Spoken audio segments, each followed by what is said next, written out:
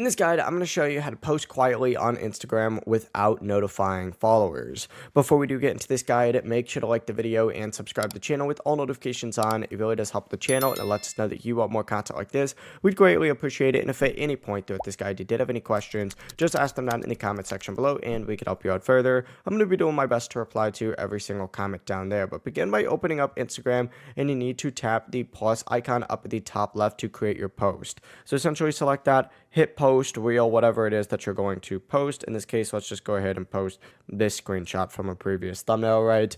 Go ahead and hit next once you have whatever selected, and you could take your own picture as well.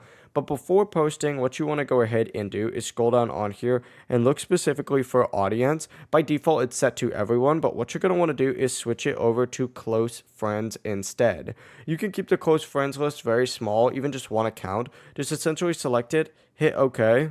If you have cross posting on, make sure you, of course, go ahead and disable that first. But then essentially what you want to do after it posts is go to your close friends list and add more people if you want them to see it. But then pretty much after you post with like just one person in your close friends, no one will be notified that you posted.